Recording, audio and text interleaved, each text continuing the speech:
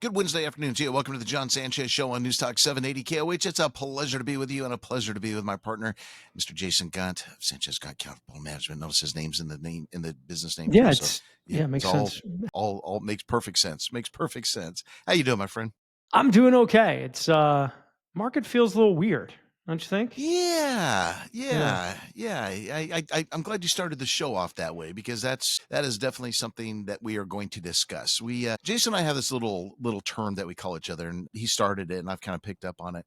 His Spidey senses, right? So I sent him a message this morning. I said my Spidey senses are starting to raise up a little bit about the way this market is acting at this Mhm. point. He goes, "Yep, me too." And so of course, with our clients, we are always moving things around, etc. But we want to kind of just share with you. It's not going to be our main topic today, but we're going to kind of share with you what we see going on. You see, this market has kind of been doing something strange these last couple of days. We start off very strong, and then we roll over. And there's two primary issues that we're going to discuss with you that we think are starting to impact this market. Number one, and again, we're going to go into great detail about this.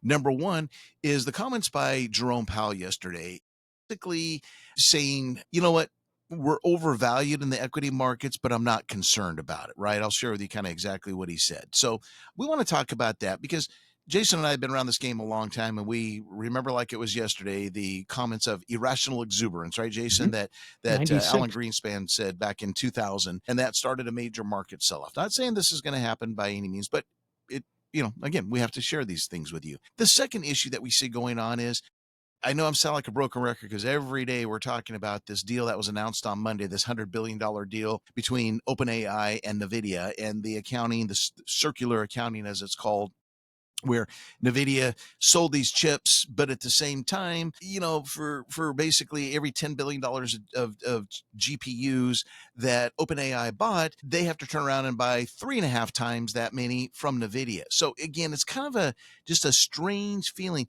And it's not just us, because we saw a lot of comments today coming out from various people going, man, this almost feels like, and I saw this today, Jason, at 99, 2000, where we saw a lot of companies kind of quote, buying their earnings, right? They're buying it by, hey, we're gonna give you these products or sell you these products, but you're gonna buy from us and other things, and it's a very complicated issue that's going Nortel on. and some of those companies back in the Yep, day. Yeah, the yep, optical exactly. equipment and such. Yeah. Yep, that's right. The third thing that we're going to talk about is this company called Lithium America. This is a company right in our backyard, right in Humboldt County. And this is that massive lithium mine that is out there. And remember, if you're not familiar with the story, we'll kind of bring you up to date. This was a joint project. This is a Canadian company that owns this mine. General Motors has come in. I forget what their equity stake is. I think 20, 30%, somewhere around there, to produce the lithium for their batteries. Okay, so everything was going fine. Well, what we didn't know, or at least I didn't until this morning, the U.S. government, the Department of Energy, lent Lithium about $3.5 billion. Well, Jason, what ends up happening when the government, now that we're finding out, when the government, quote, lends a company money, what does President Trump kind of end up doing? Kind of like the Godfather, where you owe me a I gave favor you at this some money, point. remember? Become a we're gonna buy, get something from you or get a steak from you, etc. Right. Yeah. And somehow this magical 10% arose this morning that the U.S. government is potentially, nothing is formal yet, potentially going to take a 10% stake in Lithium. LAC is the symbol. And guess what happened to that stock today when that news broke? It just started moving higher and higher. In regular session and including a little after hours right now, the stock is up 93.51% today, a $2.87 gain to $5.94 is where it's trading right now in the after hours. So we're going to mention that. Then bottom of the hour, we're going to get down to our main topic. Some of you may not be aware of this, but let me tell you, it's a very important topic. We just got the final IRS rulings. I believe it was on Monday. So today's the first day we've had to really talk to you about this. And that is, if you are age 50 and you participate in a 401k, you probably contribute what we call a catch-up contribution, the tune of $7,500, right? We all love to do that for those of us over age 50. And again, as we've discussed before, when you're 60 to 63 right now, there's even a little bit more that you can contribute, a little over 11 grand, which includes the 7,500. But here's the issue with the IRS that's rolled on this week. They said starting next year, those of you that want to do a catch-up contribution in your 401k, guess what? It's no longer going to be pre-tax. It's got to be a Roth contribution, meaning after tax. So, right, Jason, we're going to talk about why the government is doing this issue. And again, it's not necessarily bad. It doesn't help you on the income, lowering your taxable income side, but it does allow you to stuff more money into your K that's tax deferred. So it's good and bad. It depends on Yeah, but I'm not ultimately getting what the the goal is. pre-tax Yeah. contributions. And as an employer, I'm paying payroll taxes on that money and so on and so forth. I guess the issue that I have that you'll hear from me is I don't like the idea of the government telling me how I can invest my money, right? I mean, there's enough rules and limitations.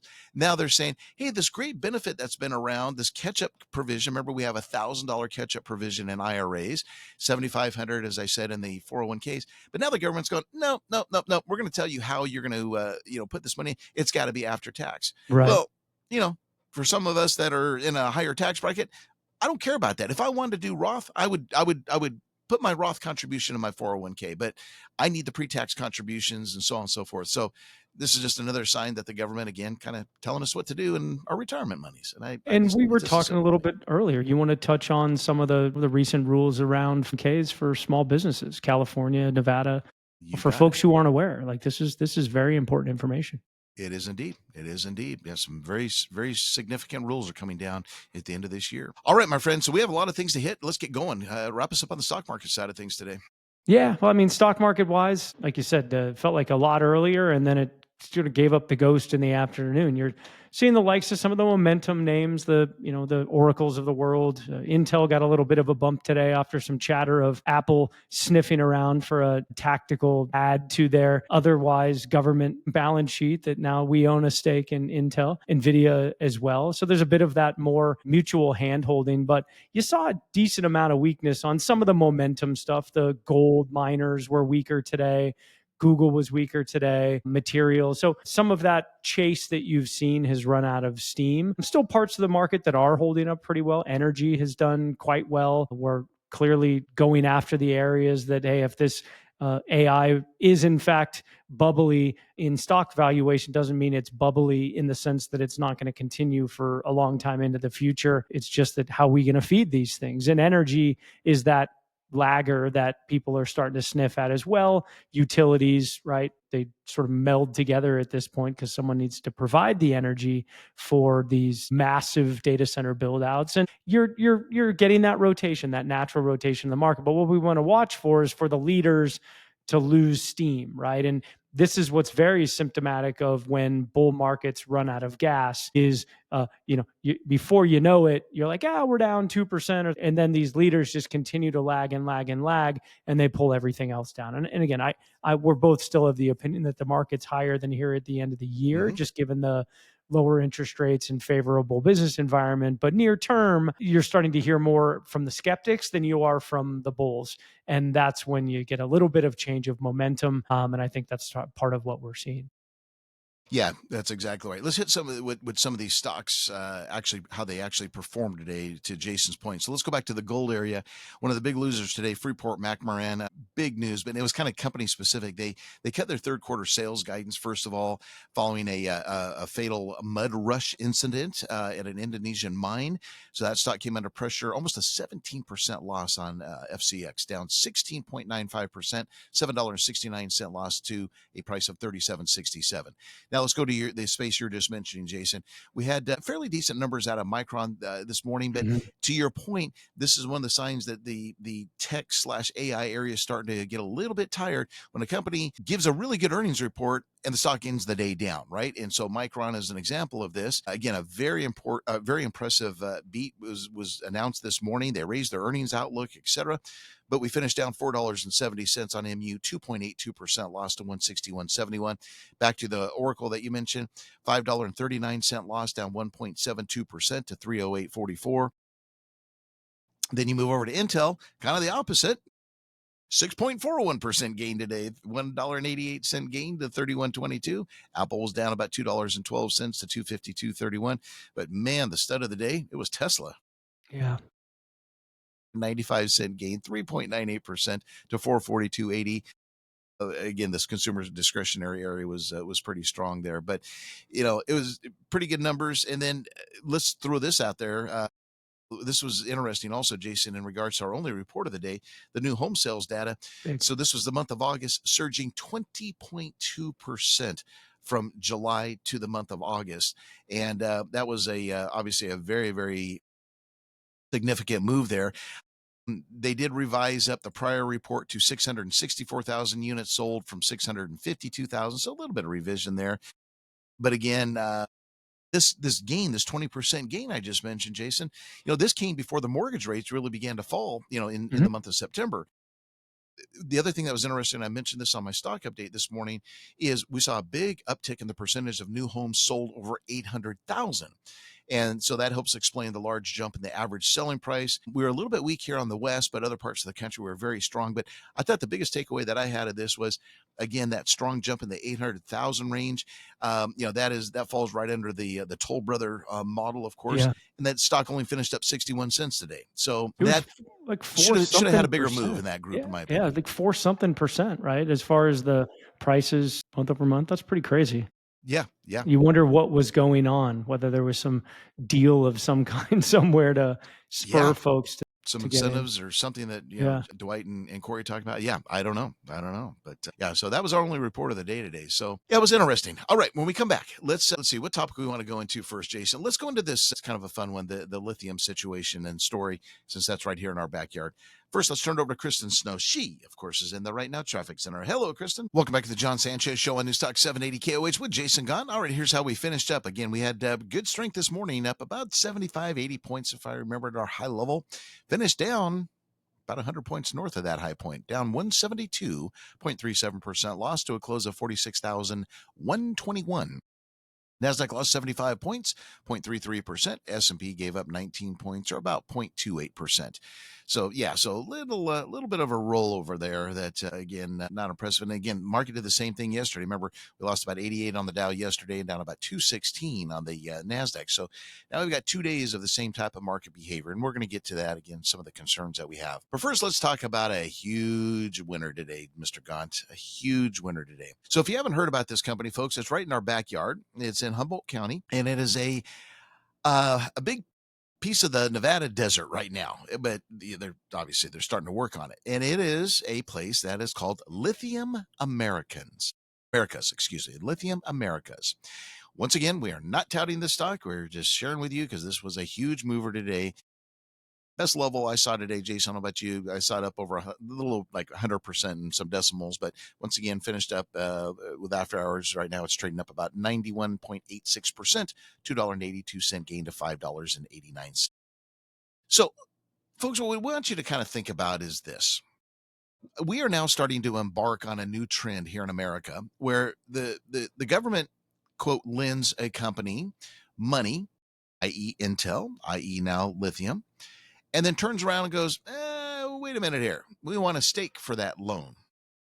Is this the right thing? Do you want to see the government? Do you want to see the government owning publicly traded companies? Their argument, of course, Jason, is what? Hey, it's a national or natural resource and for national security reasons. I don't know how you can say that about Intel, but they do. And you definitely can make a case for that when you're talking about a lithium mine, right? Yeah, I mean, they're backing into their, sovereign wealth fund by Yep. That's right. printing dollars to borrow to lend them and then having a stake. Yeah, I learned two things today. One, that there's a Humboldt County in Nevada. As soon as you said Yes. Humboldt County, I thought of weed and redwood trees, but there's Nope, also one sagebrush. here in this state. I'm not a Yep. not a local, and then just where Thacker Pass is. It's pretty cool. It's just Yeah. out there, Yeah. and it's so neat how they find these Down towards things in the Vegas. middle of It is. what looks like nothing, just from shapes Yes. of mountains. And yeah, it's a ginormous One. lithium mine. Yes, what I think, if not the largest in the world, right up there. So it is massive, and like you said, right in the middle of the desert. But let's talk about this government interest in this company. So again, the stock, more than, like I said, roughly 100% gain today. So a little history on this company. They're based out of Vancouver. They actually trade on two exchanges. They trade here in the U.S. and then they trade on the Toronto Stock Exchange. But let's talk about the government side of things. So today we woke up to the White House proposing an equity stake in the company, and they're doing this because the company wants to renegotiate the terms of a $2.2 billion loan that the company took from the Department of Energy for again, this Thacker Pass mine. Reuters first reported the equity stake proposal, so no one really knew about this. And if you notice, this is the trend, folks. We're finding out of these loans that the government has made, whether it's, Secure Act or whatever it may be. These things just keep surfacing. Oh yeah, the government lent this company this money, and so on and so forth. So the move by the White House is this: they want to take direct ownership in the mineral supply chain that they feel, again, is critical to U.S. interests, right? We know we need lithium for the batteries and so on and so forth. But this is the first time that the government has proposed a stake in a Canadian company. Now, the Department of Defense took a 15% equity stake, and Jason and I brought this story to you back in July. MP Materials, right, Jason? And Yeah. that's a Las Vegas-based MP Materials, and that stock has more than doubled since that story came out again in July. And what did you say it did today, Magnetics. Jason? Yeah, they're magnetics, the pure play in magnets in the US. And Apple did a big joint venture with them. Even Tim Cook even mentioned MP Materials specifically in a call. So yeah, that's thing's been a moonshot. Okay. Yep, it really has. And I apologize. I see this in the story now because I didn't get a chance to read this. The mine is the largest source of lithium in North America, not the world. Yeah. The first phase of the project scheduled to start operation in late 2027. Now, remember, this is a joint venture between Lithium and General Motors. Yeah. Stock And up 2.5% yeah, today. yeah, exactly. Now, Lithium Americas has a 62% stake and operates the mine. GM, as I said earlier, has a 38% stake, and they've agreed to buy offtake from the mine when it's operational. Lithium, of course, very critical in electric vehicle batteries, as I said. Now, Lithium Americas and GM had to renegotiate the terms of the loan for the Thacker Pass mine because they did not meet the conditions for the first disbursement. So what does that mean in English? GM said, okay, we're going to give you some money. We're going to lend you some money. But like in construction, we're going to give this to you, but you've got certain goals you have to meet. Well, evidently, they didn't meet some of the conditions for the first disbursement of the money. So that's according to the Trump administration. Now, during the negotiations with the Department of Energy, they requested to push out part of the loan payment into later years.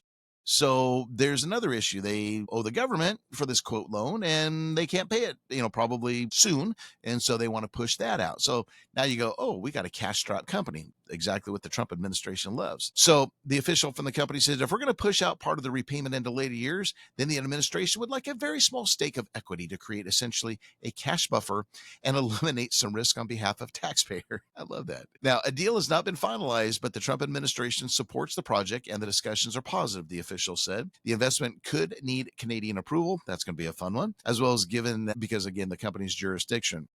Now, Lithium Americas today confirmed that they are in talks with the Energy Department and General Motors on the loan. GM declined any interviews at this point. Interior Secretary Doug Bergman revealed in April that the Trump administration was considering taking equity stakes in miners to back them against state-sponsored competition in China. So, Mr. Gaunt, what do you feel about the government getting involved in ownership of publicly traded companies? I don't mind it in the sense that they have a minority stake. We need these minerals to be left in the right hands. And ironically, in the case of like a Tyson with selling off parts of their business or Cargill, selling off there's U.S. Steel. Certain things, U.S. Steel, right?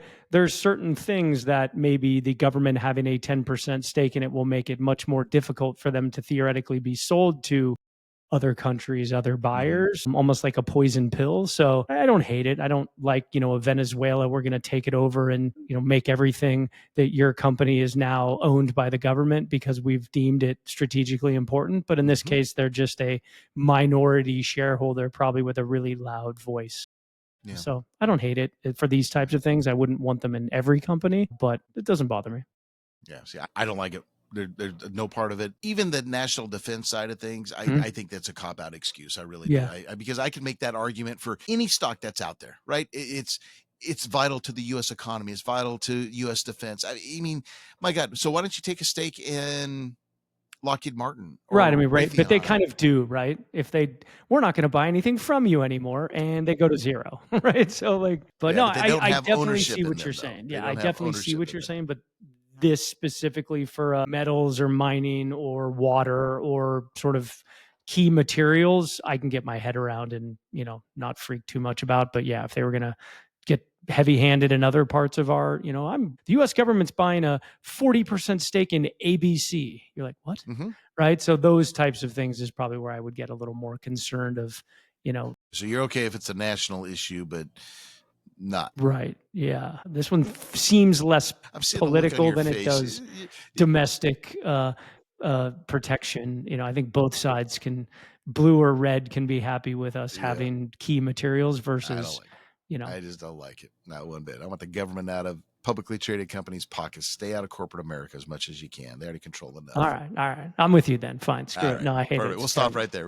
We finally came to an agreement. I negotiated with you. All right. We come back. Let's talk about some of the things this market is worried about right now. Two major factors. Once again, number one of the comments that Jerome Powell made yesterday about the valuation of the stock market. And then secondly, this whole situation with AI and the massive spend that's going on. Can this continue? Are we in a bubble, which therefore we could be in a lot of trouble because this market right now? What would you say, Jason? I'm gonna throw an estimate, see if you agree. I'm gonna say this rally that we've experienced, and I'll just say year to date instead of picking a time period. I would say it's probably at least 60% driven by the AI Yeah. catalyst. I'll take the over, but yes, I agree with you. Yeah. Okay.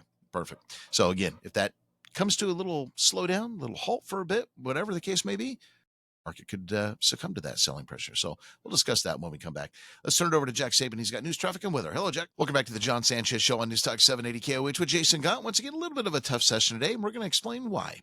Finished down 172 on the Dow, NASDAQ lost 76, S&P down 19. All right, we need to take you back to yesterday to somewhat explain what happened today. So yesterday, Jerome Powell was given a speech, and he, for the most part, the takeaway was the same of what we heard at last Wednesday's Fed interest rate decision / press conference, right? But he said something yesterday that caught a little bit of attention throughout the day and started to pick up some traction. But what I noticed today, Jason, it picked up a lot more traction today. And hence what I think is one of the reasons the market was down today. And what did the chairman say? He said, by many measures, for example, equity prices are fairly highly valued. Fairly highly. Now, fairly highly, and I joked about this with Corey yesterday. I'm like, those are kind of two different words, fairly highly, but trying to make sense. So today, who's one of the major market pundits? I keep wanting to say, I forget who it was. Very well-respected guy. But he came out and he did an article, and his takeaway was, is this the same thing that Alan Greenspan said when he mentioned the words irrational exuberance in 2000, which then started the whole cascade of the market selling off? So I'm glad I wasn't the only one because I said, I spent a lot of time talking about this yesterday. What's your take on it? The interesting part was, right, so Greenspan's comment was in 1996, right? So he gets 96. dubbed. Yeah. So here's the interesting part. He said it in 96, but he gets credited with announcing the top of the market. Again, he was right in that, but you had a lot of rally after he made those comments. And so I think that's part of the takeaway as well today is that, he may be right, but he may be wrong on timing. And that's why you and I were going back a little bit earlier around, is it 2008, 2009? I've been thinking it's 97, right? So more in line with this, right? That not to say that this isn't a bubble, because it will be one. Like, I full-heartedly feel it will be, because of, this type of transformational technology, be it AI, be it data. Ultimately, you're going to overbuild, right? It's just inevitable with all of the hype and all the money behind it and all the, trillions that OpenAI talks about just haphazardly at this point, which could be right long term, but we will overbuild, especially just from an efficiency standpoint. Like anything, what we need now doesn't necessarily mean we're going to use that same thing later, right? Moore's law of data and storage, things will get easier, cheaper, faster, so on and so forth. So it will be a bubble, but you could jump out of the market right now and miss a double from here, Sure. right? Like anything, Absolutely. Markets can go down 40%. And the next question should always be, but from where? Right. And that's the hard part as an investor, and, getting caught up with this type of a statement. But it definitely cuts the market off. People very much, to your point, sort of said, and I think that's why he didn't say as a, like Janet Yellen, remember she talked about biotech Right. specifically. So Right. he didn't go Yes. about doing Yes. that, but you would think that Fed members would just do their best to just stay out of it.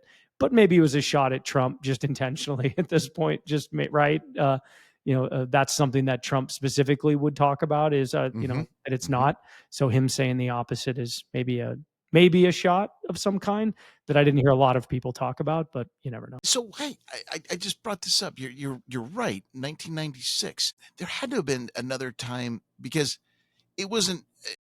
The Japanese market plunged again in 2000, and that started the whole thing. But he said, I know he said that. Yeah. He said He it in just '96, but I know he said it. Maybe he was repeating it, or I mean, we didn't go 4 years of that market just continuing to run after he said that. It's interesting. Yeah, I know. And he wrote about it in his book too, but Yeah. he gets credited with it, right? But Yeah. oftentimes he's just, you know, early, right? But as we've Yeah. talked four about years. before, Yeah. the difference between early and wrong So then oftentimes what was the gets catalyst of the .com bubble burst? Because I always based it on that. it I mean, we wasn't just his didn't wake comment. up one day. He didn't make it go. So the top was sort of April, May. I'm looking at a chart, June of 2000, Yeah. right? Yeah.